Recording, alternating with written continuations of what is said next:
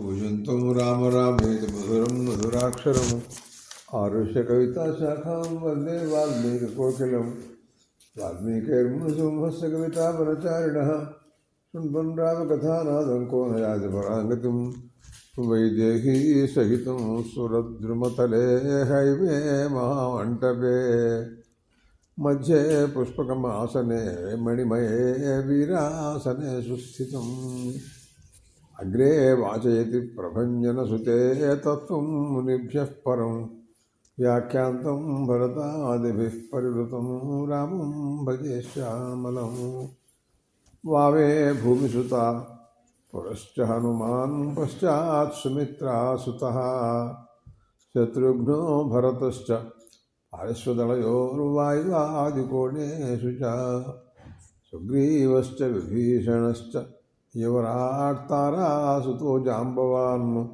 మధ్యే నీలసరోజకోమలరుచిం రామం భజే శ్యామలం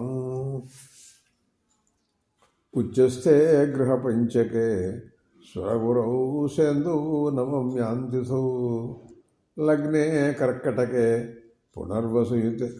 పునర్వసుయుతే మేషంగతే పూషణి నిర్దగ్ధం నిఖిలాః పలాశసమిధో మేధ్యాదయోధ్యారణే ఆవిర్భూతమభూతపూర్వమపరం యత్కించిదేకం మహః.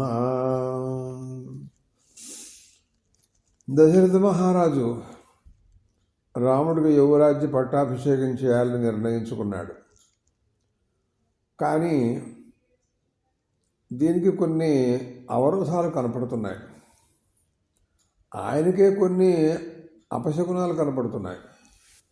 భయపడుతున్నాడు, నిజంగా జరుగుతుందా, ఏదైనా ఇబ్బంది వస్తుందా అని. సరే, ప్రారంభించి దిగితే కానీ ఏ విషయం తెలియదుగా.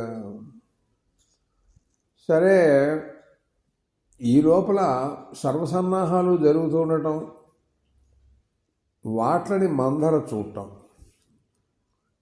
మందర కైకేయికి దుర్బోధలతో ఆమెను మార్చేయడం. మొత్తం మీద ఆమె ప్లాన్ పారింది. కైకేయి కోపగృహంలో ప్రవేశించింది. మామూలుగా ఉండదు ఆవిడతో వ్యవహారం. కోపగృహం అంటేనే భయంకరమైనటువంటి చూడది. ఎవరికైనా కోపం వస్తే అక్కడికి వెళ్ళి కూర్చుంటారన్నమాట వాళ్ళు.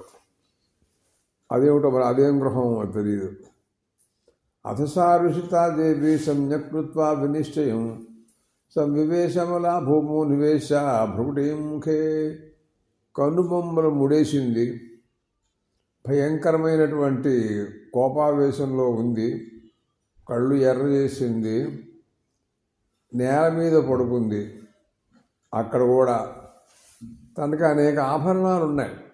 అబ్బో, మహాతల్లి మహారాణి. ఆవిడకున్న ఆభరణాలన్నింటినీ గిరాటు కొట్టింది ఇంటి నిండా. అవన్నీ మొక్కలు మొక్కలైపోతున్నాయి, అంత కోపంలో ఉంది. భూమి అంతా ఆకాశం నక్షత్రాలతో వ్యాపించినట్టుగా, భూమి కూడా అలా వ్యాపించినట్టుగా కనపడుతోంది ఇక్కడ. క్రోధాకార్య విదితా సా భూమనిడాంబర. కావాలని చెప్పి మాసిపోయిన చీర కట్టుకుంది. ఏకవేణి దృఢం మధ్వ గత కొత్వేవ కిన్నరి. చాలా అందంగా ఉంటుంది ఆవిడ. కిన్నర స్త్రీ అనుకోవచ్చు. అలాంటి ఆమె అక్కడి నుంచి జుట్టు ముడేసి ఏదో ఇంకా కోపావేశంలో చేసే పనులన్నీ. సరే, అక్కడ ప్రవేశించిందండి. అద్యరామాభిషేకో వై ప్రసిద్ధ ఇది యజ్ఞవాన్ ప్రియార్హాం ప్రియమాఖ్యాతం వివేశాంతఃపురం వశీ. సరే, మహారాజు గారు ఆనందంలో ఉన్నాడు. నా కుమారుడికే రాముడికే పట్టాభిషేకం జరుగుతుంది తెల్లవారితేను. ఆ విషయం కైకేయి కూడా చెబుతాను ఉద్దేశంతో బయలుదేరాడు. కైకేయి ఇంట్లోకి వెళ్ళాడు. లేదు, కైకేయి మామూలుగా చాలా ఎంతో ఉత్సాహంగా అనేక విలాసాలతో ప్రకాశిస్తూ ఉంటుంది. ఆ కైకేయి గృహం చల్లగా ఉంటుంది. చంద్రుడే ఎప్పుడు కోకిలలు, చిలుకలు, హంసలు, క్రౌంచు పక్షులు, మరి సంగీతాలు, ధ్వనులు. అరే, ఏ రకంగా అంటే చెప్పలేం మనం. అనేక రకములైనటువంటి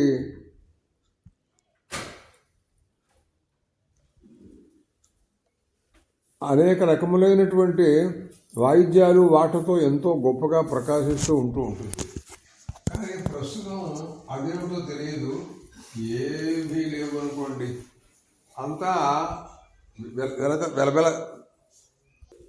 దశరథ మహారాజు కైకేయితో చూద్దాం అబ్బాయికి రాముడికి పట్టాభిషేకం అని బయలుదేరాడు. కానీ ఆవిడ స్వస్థానంలో లేదు. ద్వారపాలకుల్ని అడిగాడు, అదేమిటి కైకేయి ఎక్కడికి వెళ్ళింది? వాళ్ళు చెప్పారు, ఏమోనండి తెలియదు, చాలా కోపంలో ఉన్నారు ఆవిడ, మరి కోపగృహంలోకి వెళ్ళినట్టుగా అనిపిస్తోంది మాకు అని అన్నారు. అరే ఇదేమిట్రా కోపగృహం ఏమిటి? సరే మరి అక్కడికే వెళ్ళి మాట్లాడాలి కదా. తత్రతాం పతితాం భూమో శయానామతిథోచితాం ప్రమత్తైవ దుఃఖేన అశోపశ్చే జగదీపతి. భూమి మీద పడుకుని ఉందండి, కింద నేల మీద. సామాన్యంగా ఎప్పుడు అట్లా ఉండదు కదా, హంసతూలికా తల్పాల మీద ఉంటుందే. ఏమిటి ఇలా అయింది వాళ్ళ? ఆయనకి ఎంతో ఇష్టురాలు ఆమె. ప్రాణేభ్యోపి గరీయసేమన్నారండి, ప్రాణాల కంటే కూడా ఇష్టురాలైనటువంటిది. అపాపహ పాప సంకల్పాంతదర్శ ధరణీతరే. ఆమె మనస్సులో విషపూరితమైనటువంటిది అయిపోయింది మనస్సు ఈ రోజున. లేకపోతే ఈ స్థితిలో ఉండదు కదా. భూలోకంలోకి అమాంతంగా భూలోకంలోకి ఊడిపడినటువంటి అప్సరస్త్రీ అలాగా ఉంటుంది ఆవిడ. అలాంటిదిగా చూశాడు. కనుక దేవత లాంటి మనిషి. మాయామేవ పరిభ్రష్ట హరిణేమివ సంయుతాం. ఆ రకంగా ఒక మాయాస్వరూపము. మాయేమో ఈ రకంగా వచ్చి ఉంటుంది, అసలే మాయలో ఇంకో మాయ. సరే మనం ఏం చేస్తాం దానికి? సరే ఇలా ఉండండి. కామీ నదేహమభిజానామి క్రోధమాత్మని సంస్థితం దేవి కేనాభిశస్తాది కేనవాపి విమానిత. దేవి, ఎవరైనా నిన్ను అవమానపరిచారా? ఎందుకోసం ఇలాగా నువ్వు దుఃఖం అనుభవిస్తున్నావు? ఈ భూమి మీద ఏమిటి? ఈ జుట్టు వెనబోసుకోవటం ఏంటి? ఈ పిచ్చి బట్టలు కట్టుకోవటం ఏమిటి? ఈ రంగులన్నీ ఎక్కడి నుంచి అన్నీ చిమ్మేయటం ఏమిటి? కానీ పిచ్చెక్కిందా నీకేమన్నా? భూతోపహతి చిత్తేవా మమ చిత్త ప్రమాధిని. ఏదైనా భూతావేశం, ఏదైనా పిశాచాలు దెయ్యాలు పట్టుకున్నాయా? నా మనస్సుని ఇలా ఏడిపిస్తున్నావు నువ్వు. సంతిమే కుశలా వైద్యా అభితుష్టా సర్వశ సుఖితాం త్వాం కరిష్యంతి వ్యాధిమాచక్షుభామిని. నీకు ఏదైనా వ్యాధి ఏర్పడిందా చెప్పు. అనేక మంది రాజవైద్యులు ఉన్నారు, వాళ్ళని పిలిపిస్తాను, వైద్యం చేయిస్తాను. ఎందుకోసం ఇలా ఉంటున్నావో నాకు అర్థం కావట్లేదు అని ఆయన అడుగుతున్నాడు. ఏడవమోక మారోదీర్మాచకార్ష్వేష్టం దేవి పరిసంతోషణం అవధ్యోవధ్యతాం కోవా అవ్యవా బధ్యో విముచ్యతాం. నీకోసం ఏదైనా చేయమంటే చేస్తా. తగని వాడైనా సరే వధిస్తా. తగిన వాడినైనా విడిచిపెట్టమంటే విడిచిపెట్టా. దరిద్రుడైనా సరే గొప్పవాడిని చేయమంటే చేస్తా. లేనివాడిని దరిద్రుని చేయమంటే చేస్తా. నువ్వు ఏం చేయమంటే చేస్తానే. అరే యావదావర్తతే చక్రం తావతీమే వసుంధర కరిష్యామి తవ ప్రీతం సుకృతేనాపితేశమే. నా పుణ్యాలతో ఒట్టేసుకుంటున్నా. ఈ భూమండలం అంతా చతుస్సమిత్ర పర్వేష్టిత భూమండలం అంతా నా చేతిలో ఉంది. ఏది చేయమన్నా నేను చేయగలను. ప్రాచీనమైనటువంటి దేశాలు సింధు దేశం, సౌవీర దేశం, సౌరాష్ట్రం, దక్షిణామర్గం, వంగ, మంగ, కళింగ, కాశ్మీర ఇత్యాది దేశాలన్నీ కూడా నావే. తతో వృణేశ్వ కైకేయి యజ్ఞత్వం మనసేచ్ఛసి. కైకేయి, నీ మనస్సులో ఏముందో చెప్పు, అది ఉంటే తప్పకుండా నేను ఇవ్వడానికి ఏర్పాటు చేస్తాను. నేను కిమాయాసేనతే భీలు ఉత్తిష్టోత్తిష్ట శోభనే. ఎందుకే అలా ఆయాసపడుతూ ఏడుస్తూ రొప్పుతూ ఏమిటి అసలు ఈ పద్ధతి ఏమిటి? ఎందుకు వచ్చింది నీకు ఈ పరిస్థితి అని అంటూ ఎంతో ఆయన ఓదార్చడం కోసం ప్రయత్నాలు చేస్తున్నాడు. కానీ ఆవిడ ఎక్కడ నాస్మి విప్రకృతా దేవా మాట్లాడుతోంది. మహారాజా, నన్నెవరూ అవమానపరచలేదు, నాకేమీ ప్రమాదం లేదు, ఆ రోగం అంతకంటే లేదు. ప్రతిజానేశ్వ యదిత్వం కర్తుమిచ్చసి. నువ్వు ఇవన్నీ చెబుతున్నావు కదా, నాకు ఏదైనా నువ్వు చేయడానికి సిద్ధంగా ఉన్నాను అని నీ మాటల్లో నేను విన్నాను. కాబట్టి అనుకున్న ప్రతిజ్ఞని సార్థకం చేసుకో. వ్యర్థ ప్రతిజ్ఞుడు కామోకే. మీరు అసలు రఘువంశ మహారాజులు, దశరథ మహారాజు అంటే సత్యసంధుడు. ప్రతిజ్ఞ చేసిన తర్వాత ఆ ప్రతిజ్ఞని నిర్వహించకుండా ఉండడు కదా అనే బిరుదుంది కదా. దేశమంతా నిన్ను గురించి అట్టా చెప్పుకుంటూ ఉంటారు కదా అని ఈ రకంగా మాట్లాడుతోంది. అయ్యో చెప్పు, దానిదే ఉంది. అవరిప్తేస్తే నజానామి నజానాసి త్వత్త ప్రీతమామ. నీకంటే నాకు ఎవరు ఇష్టలున్నారు, చెప్పు ఏమిటో విషయం ఏమిటో అని అంటూ ఇంకా ఆయన అన్నాడు, నన్ను నమ్మటలేదా నువ్వు? తేనా అజీయేన ముఖ్యేన రాఘవేణ మహాత్మన. ఇదిగో రాముడితో హొట్టేసుకుంటున్నానన్నాడు. శపేతే జీవనార్హేణ బృహి యన్మనసేచ్ఛసి. నేను తప్పకుండా చేస్తాను, రాముడంటే ప్రాణం ఆయనకి. యముహూర్తమొక చేస్తూ నజివేయం ధ్రువం. ఒక ముహూర్తం కూడా చూడకుండా ఉండలేనటువంటి ఏ రాముడైతే ఉన్నాడో ఆ రాముడితో నిన్ను కొట్టేసుకుంటున్నానే, నీకేం కావాలో చెప్పు. మధ్యలో ఆ మాటల్లో రాముడి కింద ఉండే ప్రేమను అలా బిగిస్తున్నాడు, చెప్తున్నాడు మాటల్లో. కాబట్టి అటువంటి రాముడిని నువ్వు అరణ్యాల్లో పంపించాలని అనుకోవటం కదా అప్పుడు ఆవిడ చెప్పబోయేది. అది ఎంత దారుణాతి దారుణమైన మాట అండి అసలు. అది భద్రే హృదయం అప్యేత ఏతదో అని తప్పకుండా చెప్పమని మరీ బతిమాలుతున్నాడండి. బలమాత్మని జానంతే నమాం శంకితుమర్హసి. నా బలం కానీ, సైన్యం కానీ, ధనం కానీ నీకు తెలియదా? వాటితో అన్నింటితోనూ నేను ఒట్టేసుకుంటున్నా. నువ్వు తప్పకుండా నీ మాట నేను కాదన్నావు. నువ్వు నాకు చెప్పు, విషయం ఏమిటో చెప్పు. తేన వాక్యేన సంతుష్ట తమభిప్రాయమాగతం. సరే, అక్కడి నుంచి మాట్లాడటం ప్రారంభించిందండి. మహారాజా, యథాక్రమేణ శపసి. రాముడితో ఒట్టు, రాజ్యంతో ఒట్టు, నా బలంతో ఒట్టు అంటూ ఇలా అనేక రకాలుగా ఒట్లేసుకుంటున్నావు కదా, అవన్నీ సార్థకమవ్వాలి. కానీ ఇప్పుడు మళ్ళీ అడిగిన తర్వాత నేను అనలేదు అనే మాట్లాడకూడదు నువ్వు. అది మీ వంశంలో లేనే లేదు అసలు. అందుకోసం నేను మళ్ళీ చెబుతున్నా. దేవతలందరూ 330 కోటి దేవతలు సాక్షిగా మాట్లాడుతున్నాను ఇప్పుడు నేను. అగ్ని, యమ, వరుణ, కుబేర అందరూ కూడాను, చంద్రుడు, సూర్యుడు, ఆకాశం, గ్రహాలు, మరి రాత్రి పవలు, దిక్కులు, భూమండలం, గంధర్వులు, రాక్షసులు, నిశాచరులు అందరూ కూడాను, సమస్తమైనటువంటి దేవతలు, గృహదేవతలందరూ కూడాను నా మాటలకు సాక్ష్యంగా ఉంటారు. నిశాచరాణి భూతాని గృహేషు గృహదేవత యాని చ అన్యాని భూతాని జానీయు భాషితం. నువ్వు సత్యసంధుడు అనే బిరుదు నీకు ఉంది కదా. ఇవన్నీ కూడాను నీలో ఉన్నటువంటి గొప్ప విషయాలు. ఇవన్నీ కూడాను అందరూ వింటూనే ఉన్నారు. నువ్వు నాకు ఇలాంటి వాగ్దానాలు చేస్తున్నావు. సత్యసంధో మహాతేజ ధర్మజ్ఞ సుసమాహిత వరం మమ దదాత్యే స తన్మే శృణ్వంతు దేవతా. సత్యసంధుడైనటువంటి దశరథ మహారాజు గారు నాకు నేను ఏది కోరితే అది ఇవ్వటానికి సిద్ధంగా ఉన్నాను అనే మాటలు, మీ మాటలు అందరూ కూడా విన్నారు.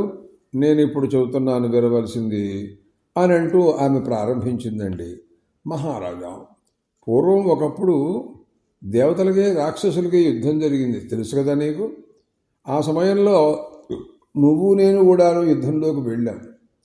అక్కడ ఉండేటటువంటి వాళ్ళు, ఆ రాక్షసులు ఓడించారు. తత్రతువు అక్కడి నుంచి నువ్వు అలాగా రథంలో పడిపోయినావు. చైతన్యం పడిపోయినట్టుగా పడిపోయినావు.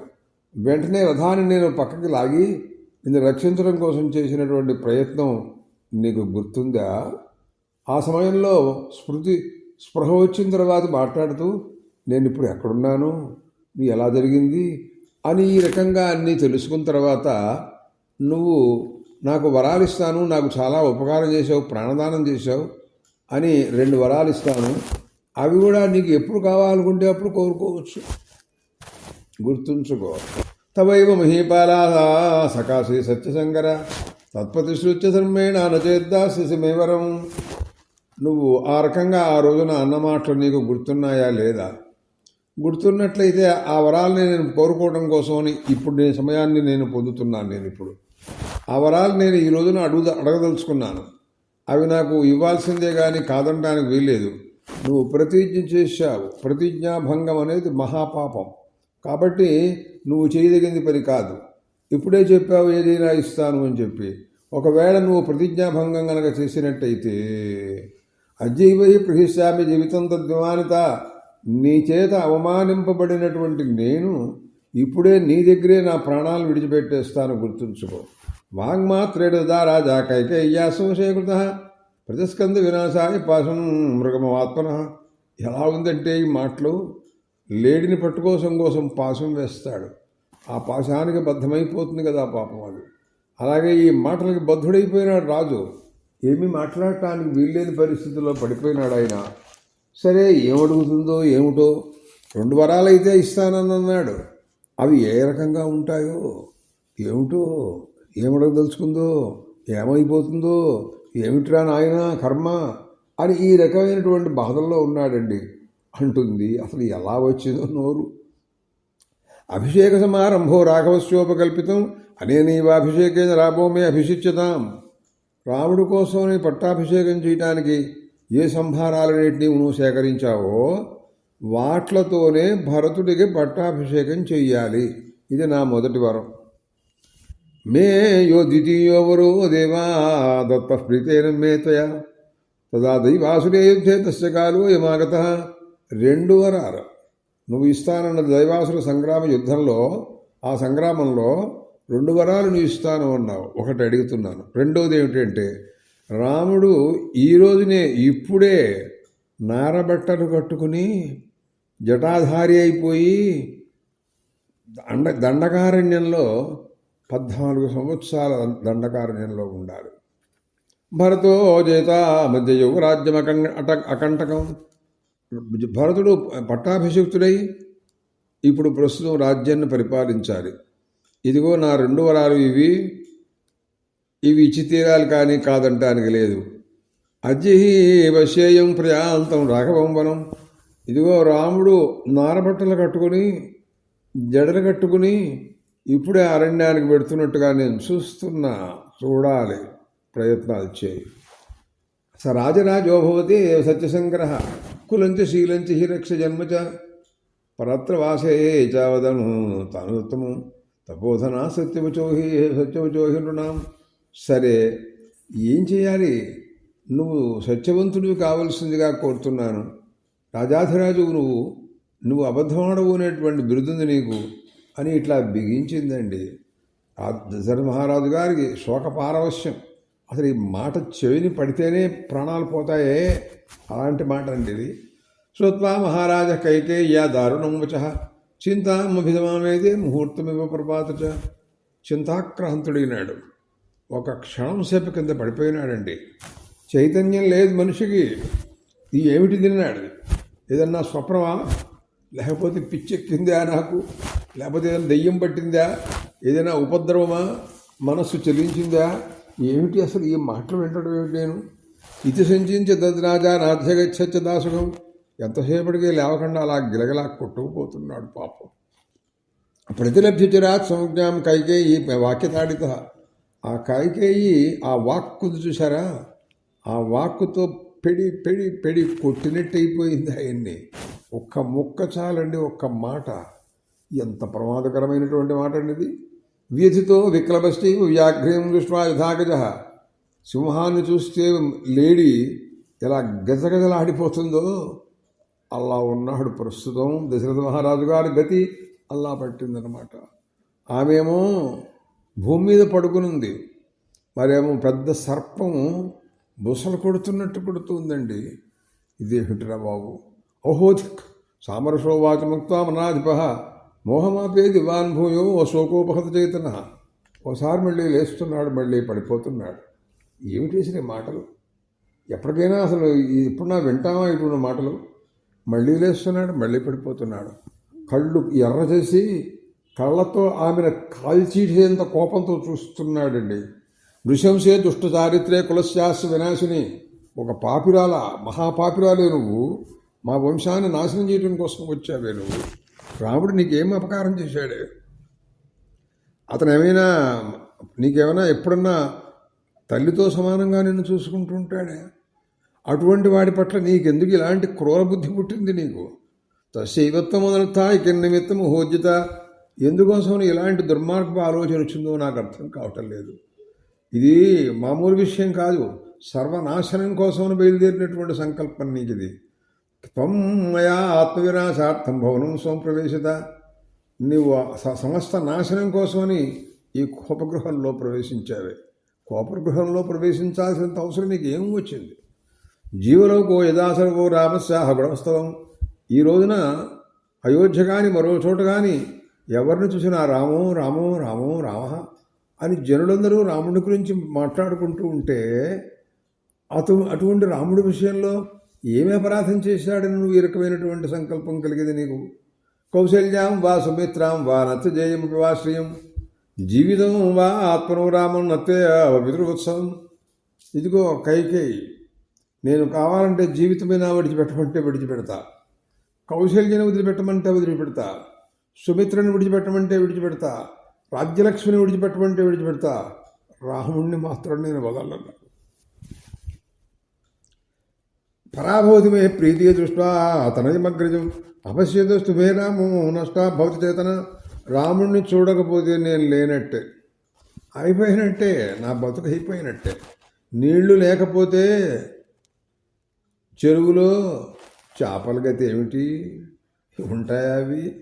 ఇష్టే లోకో వినా సూర్యం, సూర్యుడు లేకుండా ఈ లోకం ఉంటే ఉండొచ్చేమో కానీ, నీళ్లు లేకుండా పంటలు పండితే పండొచ్చేమో కానీ, మరి రాముడు లేకుండా మాత్రం ఈ దేహం నిలవదు అనే విషయం గుర్తుంచుకో. తదలంత్యజిత మేష నిశ్చయ పాప నిశ్చయే. ఓ పాపాత్మురాలా, నువ్వు ఈ సంకల్పాన్ని విడిచిపెట్టు. ఇదిగో నేను ఇప్పుడు ప్రస్తుతం స్పృహ కోల్పోయినా, చైతన్యం లేదు, ఏం మాట్లాడుతున్నానో నాకే తెలియదు. అలాంటి స్థితిలో ఉంది నా బుద్ధి. నీ కాళ్ళు పట్టుకుంటానే, ఎన్నైనా చేయమంటే చేస్తానే. రాముడి గురించి నువ్వు మాత్రం ఇలా మాట్లాడమోకవే.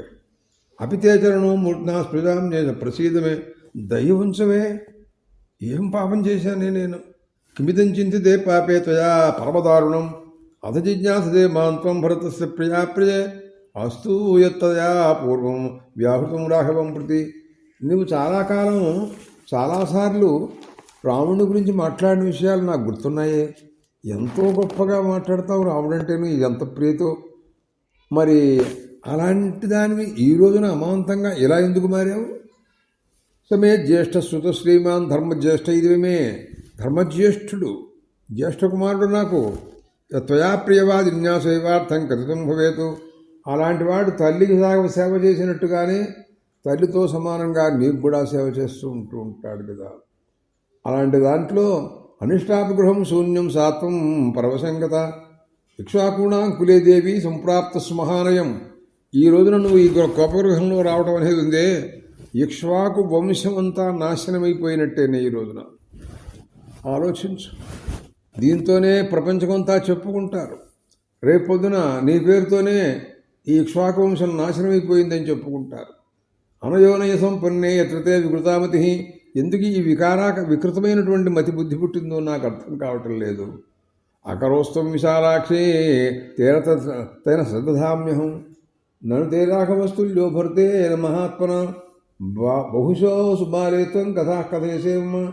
నువ్వు రాముడి విషయంలోనూ భరతుడి విషయంలోనూ సమానంగా అనేక సార్లు అనేక విషయాలు నాతో మాట్లాడిన విషయం నాకు తెలుసు.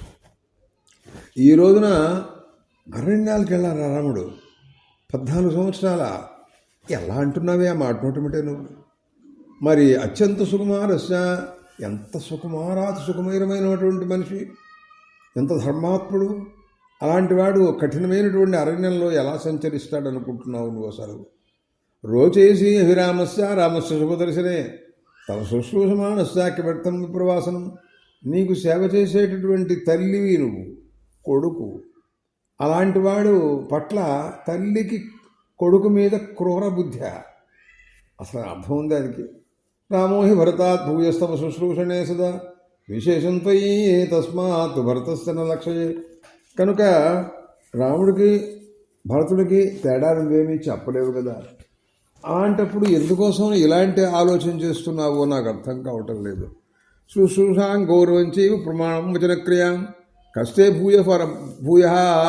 భూయస్తరం కుర్యాత్ అన్యత్ర మనుజర్ష అని అన్నాడు. ఇంకా మాట్లాడుతున్నాడు, కోపంగా ఉంది. ఇంకా అసలు ఆయనకు అర్థం కావట్లేదు. బహూనాం స్త్రీ సహస్రాణం బహూనాం చోపజీవినాం పరివాదో అపవాదో రాఘవేనోపపద్యతే. ప్రపంచంలో రాముడి పట్ల ఎవరు కూడాను విరుద్ధంగా చెప్పిన వాళ్ళు ఎంతవరకు నేను ఎక్కడ చూడలేదన్నాడు. ఎంత గొప్పవాళ్ళైనా ఎలాంటి వాళ్ళైనా ఏదో కాస్తో కోస్తో తేడా ప్రపంచంలో ఎవరికైనా ఉంటుంది. కానీ రాముడి విషయంలో ఇంతవరకు అలాంటివి ఎక్కడా కనపట్టలేదే. ఎవ్వరు కూడా స్త్రీలు కానీ పురుషులు కానీ ఎవరిని అడిగినా కూడా రాముడి పట్ల ఎంతో గౌరవంగా మాట్లాడతారు. ఆయన శుద్ధైన చేతసా సర్వభూతాన్ని సాంత్వయన్న. ఎలాంటి వాడో తెలుసా? అందరినీ గౌరవంగా వీళ్ళ దగ్గరికి వెళ్ళి మాట్లాడతాడు. క్షేమంగా ఉన్నారా అని అడుగుతాడు. ప్రేమతో పలకరిస్తాడు. వినయంతో మాట్లాడతాడు. గురువులంటే చాలా వినయంగా ఉంటాడు. గృహ్ణాతి మనుజశ్రేష్ఠ ప్రియ విషయవాసిన సత్యేన లోకాన్ జయితి. సత్యంతో సమస్త లోకాలని జయించినటువంటి వాడు. దీనులందరినీ కూడాను దానంతో అందరినీ కూడాను కాపాడుతాడు. గురువులను శుశ్రూష చేసి గురు సేవ చేస్తూ ఉంటాడు. ధనుస్సు పుచ్చుకుని శత్రువులందరినీ స్వాధీనపరుచుకుంటాడు. సత్యము, దానము, తపస్సు, త్యాగము, శౌర్యము, ఆర్జవము, విద్య, గురు శుశ్రూష ఇవన్నీ స్థిరంగా ఉంటాయి రాముల్లో ఎప్పుడూ కూడా. ఏదో ఒక రోజు ఊరికే తాత్కాలికంగా తెచ్చుకోవటం కాదే. ఎన్నడూ అబద్ధమాడడు. దానం అంటే అతనికి స్వభావ సిద్ధమైనటువంటి విషయం. ఎంతైనా ఇస్తాడు. దానం తపస్సు చేస్తాడు, త్యాగం చేయగలడు, మిత్రుడు. అందరికీ కూడాను ఎవరు ఆయన పట్ల శత్రుత్వాన్ని చూసిన వాళ్ళు ఎందరూ కనపడలేదు. పవిత్రంగా ఉంటాడు. ఆర్జవం ఉంటుంది ఆ మనిషిలో. అంటే మనోవాక్కాయములు ఏకాకారంగా ఉంటాయి. అంతేగాని మనసులో ఒకటి, వాక్కులో ఒకటి, క్రియలో ఒకటి ఉండదు. విద్య, గురు శుశ్రూష. తస్మిన్నే అర్ణవ సంపన్నే దేవి దేవోపమే కథం పాపమాశంసే రామే మహర్షి సమతేజసి. మహర్షితో సమానం అనుకోవే. అలాంటి రాముడి పట్ల ఇలాంటి క్రూర ఆలోచన నీకు ఎందుకు కలిగింది? నస్మరామ్య ప్రియం వాక్యం లోకస్య ప్రియవాదిన సకథం తత్కృతే రామం వక్ష్యామి ప్రియమప్రియం. ఆహా, సమస్త లోకానికి ఎంతో ప్రియవాది, ఎంతో ఆనందంగా మాట్లాడతాడండి. ఆయనకి బిరుదుంది కదా, స్మితభాషి పూర్వభాషి చ రాఘవ అని బిరుదు. నవ్వుతూ మాట్లాడతాడు, ముందు మాట్లాడతాడండి. ఎవరైనా అలా చేస్తారా ప్రపంచంలో? రాజాధిరాజు చక్రవర్తి, సమస్త భూమండలానికి ప్రభువు, సమస్త లోకాలకి ప్రభువు, చతుర్దశ భువనాలకి ప్రభువు, వైకుంఠవాసుడు సాక్షాత్ శ్రీ మహావిష్ణువే. అలాంటి వాడి విషయంలో నీకు ఇలాంటి దుర్బుద్ధి నీకు ఎందుకు పుట్టింది? నేను ఏమని చెప్పనే ఈ మాట రాముడికి? నా నోటంటే ఈ మాట చెప్పగలనా నేను అసలు? క్షమా యస్మిన్ తమస్త్యాగ సత్యం ధర్మ కృతజ్ఞత అప్యహింసాచ భూతానాం తమృతే కాగతిర్మమ. అయ్యో, అసలు ఎట్లాగా ఈ మాటలని చెప్పేది? ఓర్పు, దమము, త్యాగము ఇవన్నీ ఆయనలో స్థిరంగా ఉంటాయి కదా. అటువంటి వాటిని అలాంటి మనిషితో నేను ఈ మాట ఎలా చెప్పేది? మమ వృద్ధస్య కైకేయీ గతాం తస్య తపస్విన దీనం లాలప్యమానస్య కారుణ్యం కర్తుమర్హసి. కైకేయి, నా ఎందుకు దయ ఉంచవే పోని. ఎందుకో ఇంతకాలం ఉన్నాం కదా. నేనంటే అమాత్రం ఎవరితో మాట్లాడుతున్నానో తెలియకుండా మాట్లాడుతున్నావు నువ్వు. చిన్నప్పటి నుంచి పెంచి పెద్దవాడిని చేసి ఒళ్ళో పెట్టుకుని ఎంతో ఆనందంగా నేను పెంచుకున్నానే. పృథివ్యాం సాగరాంతాయాం యత్కించిదధిగమ్యతే తత్సర్వం తవ దాస్యామి మాచత్వాం మంజురాభిషేతు.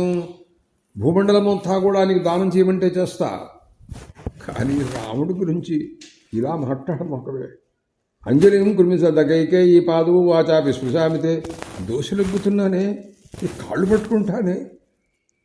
రాముడు శరణ్యం నాకు, అధర్మం నన్ను తాకుండా ఉండుగాక అని ఏమో చెబుతున్నాడు. రాముడు ఎందు ఉండేటువంటి ప్రేమాతిశయం, భక్తి అతిశయము, ప్రేమాతిశయము ఏమో మనకు తెలియదు. మరి ఇలా మాట్లాడుతున్నాడు. మరి ఏమో ఒప్పుకుంటుందో ఏమో తెలియదు. చూద్దాం.